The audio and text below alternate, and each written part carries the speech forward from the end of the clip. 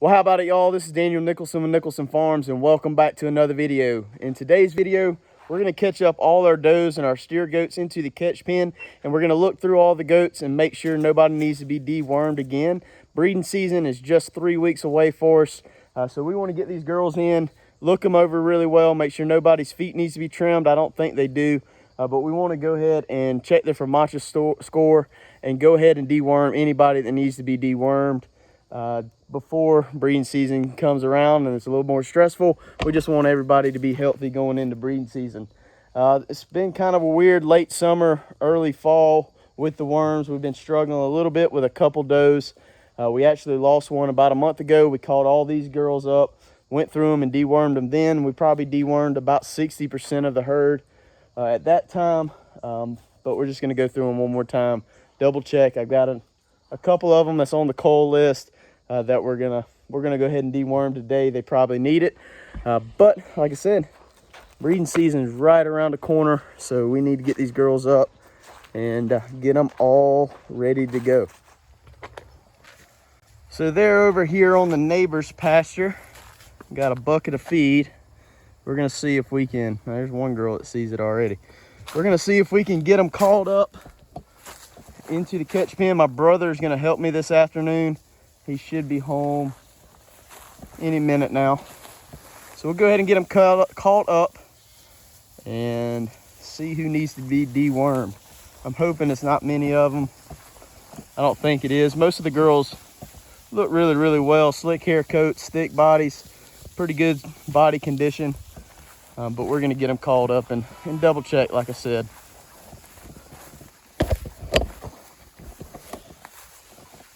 Come on, girls. Woo!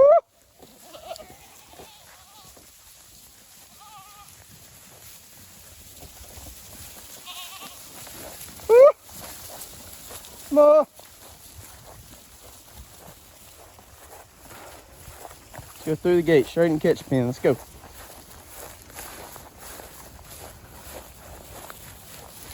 So I put these little boards up, kind of some scrap pieces whenever we milled some lumber, because I moved the bucks behind the shed. I'm gonna move the horses in here with the goats, so we ain't taking up two pastures. This is just to keep the horses in. Now I gotta crawl my fat butt underneath it. Watch out, goats. Let's go. Let's see if we can pour some grain in here real quick and entice them in.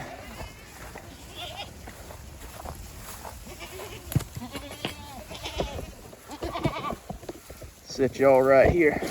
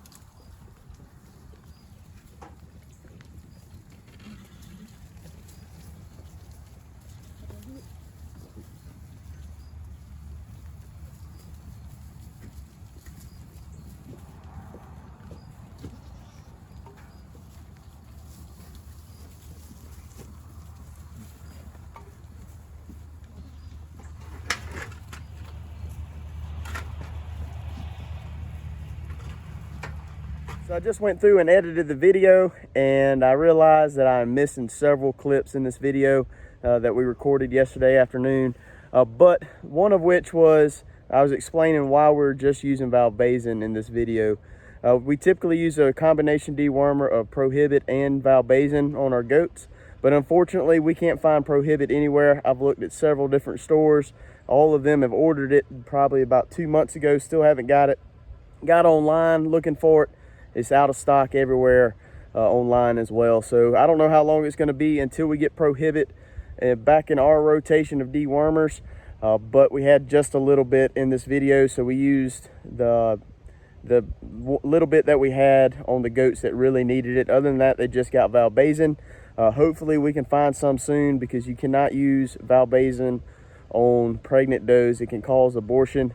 I mentioned in the clip that I lost, we had some abortion issues last year, but it wasn't due to the Valbazen. But you cannot use pretty much white dewormers on pregnant does. It can cause a lot of issues with the pregnancy. So I don't know what we're going to do as far as dewormers during pregnancy. Hopefully we don't have to use any. Last year we didn't. We wormed the goats right before breeding season, and we didn't deworm them again until we brought all the kids in and gave them their CD&T shots and castrated the young males. So hopefully we can get by doing that again this year. We'll just have to wait and see. And another clip that we lost is the time lapse of working all the goats. So I'm gonna mention that here in just a second, but the clip's not gonna be in there. I'm sorry about that. It's just something that happens. I record everything on my phone. And a couple videos back, I mentioned that I broke my camera. I got a new screen on my phone, and I put a screen protector on there. It's a little bit thicker than the last one I have, so I guess whenever I mash that record button, sometimes I don't actually mash it. But sorry about the mishap. Hope you enjoy the rest of the video. Have a good day. So I don't know what kind of argument these two guys have, or they just know breeding season's around the corner, but they have literally been doing this for probably the past 3 hours. Just running around this little pen, standing up and headbutting each other. Kind of makes me a little nervous. I'd hate for somebody to get hurt right before breeding season, but that's just what bucks do. They're trying to establish dominance. Clyde is clearly a whole lot bigger than the Thunder, but Thunder, I don't know if you can tell him that right now. He's trying to assert his dominance on his bigger counterpart.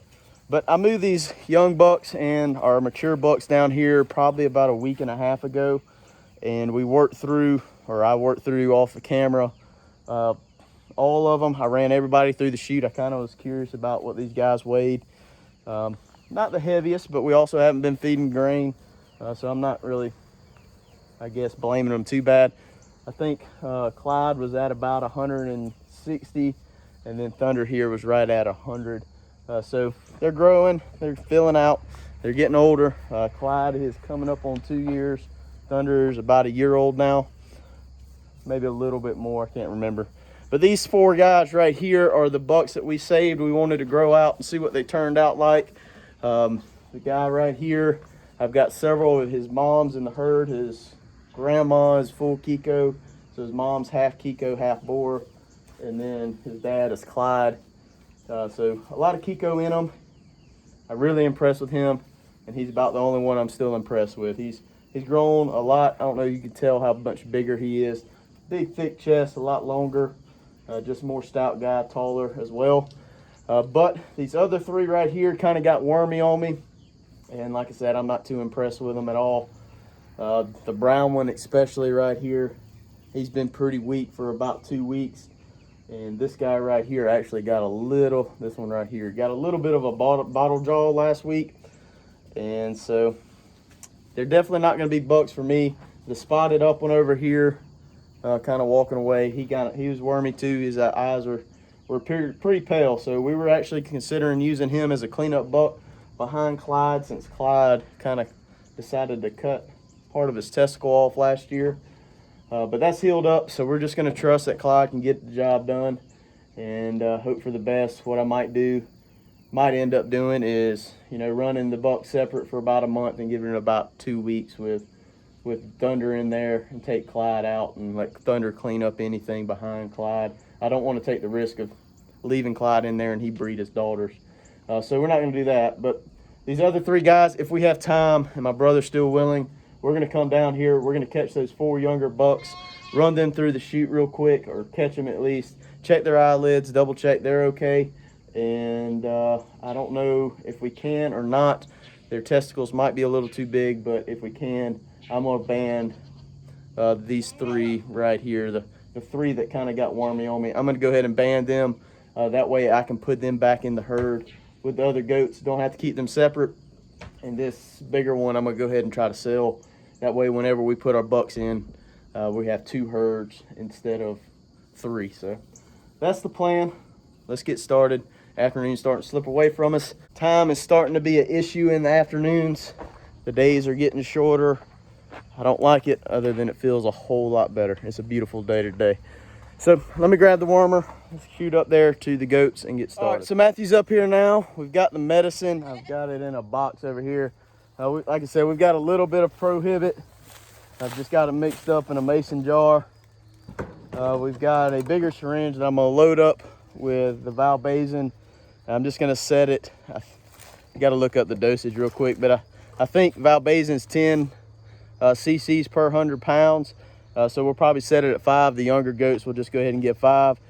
The larger goats will go ahead and give 10. Shoot it down their throat. I got another syringe for the Prohibit. You cannot mix wormers together.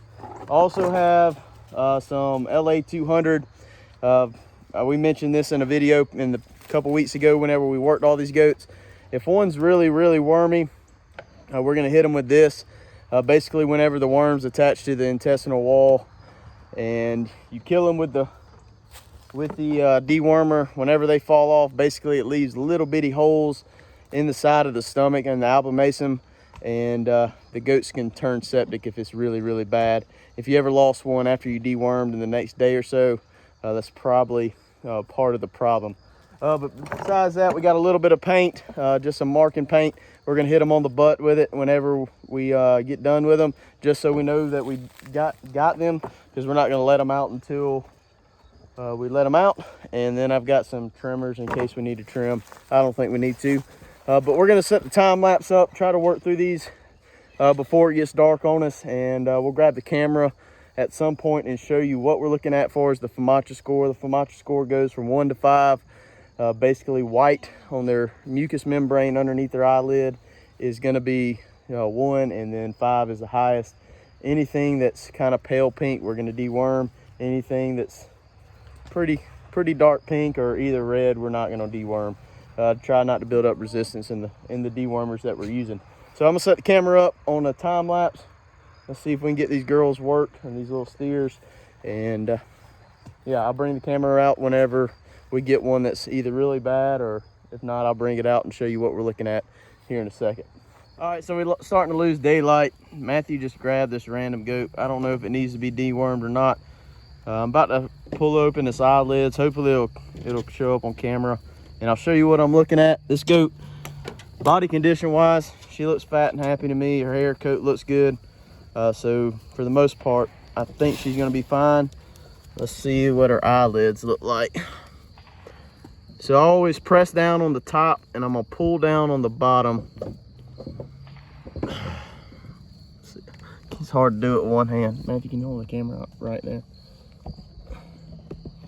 So we're gonna press down, pull out. You can see that's kind of pale.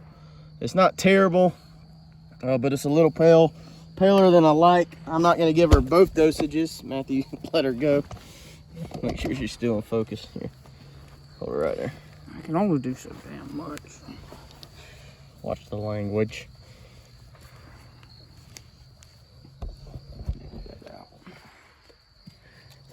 So we're just gonna give her, I'm gonna give her 2 shots of Valbazen because it said it for the little goats and the big ones, and she's good to go. Tight behind you. Well, we got everybody worked. Everybody's good to go. We probably wormed what, 70%? Maybe. We wormed a little heavier than normal, but that's because I don't plan on worming again until we have babies. Especially with the Prohibit not being on the shelves. I can't use the Valbazen, and I'm pretty sure Sidectin is a white dewormer as well.